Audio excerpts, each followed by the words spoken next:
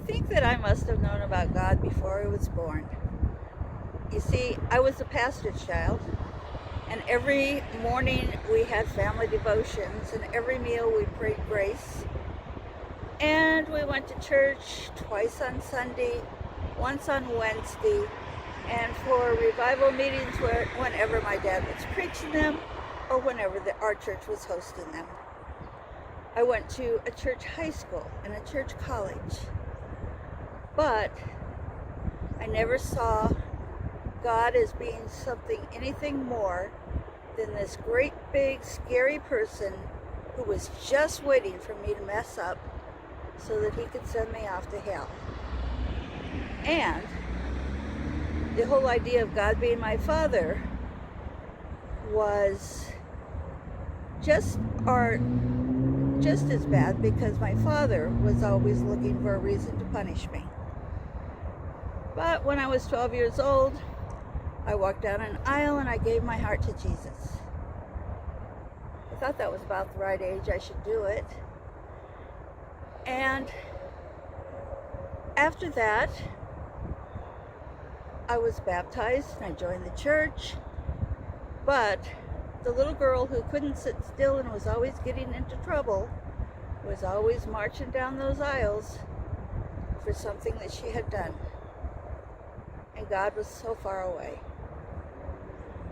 When I was 18, my dad died in a car accident, and I decided that I did not need organized religion anymore, and I stopped going to church. I only went when I had to, like for funerals or weddings. And I began my era of wondering. Years later, when my daughter was 7 years old, she told me that she had to go to church. And since I had told my mother that I would take my children to church when they asked me to go, I took her to church. And there I found the God of grace. I didn't have to walk down any aisles. God was reaching out to find me and to hold my hand. He sent Jesus to pave a way for that relationship. Right now, times are really scary, but they're a lot less scary when you know that there is someone there to hold your hand and lead you, and all you have to do is ask.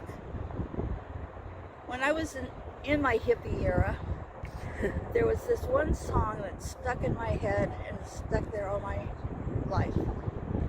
And it goes like this: put your hand in the hand of the man who stills the water. Put your hand in the hand of the man who calms the sea. Take a look at yourself, and you can look at others differently by putting your hand in the hand of the man of Galilee. Are you wondering and looking for a safe place? Message me.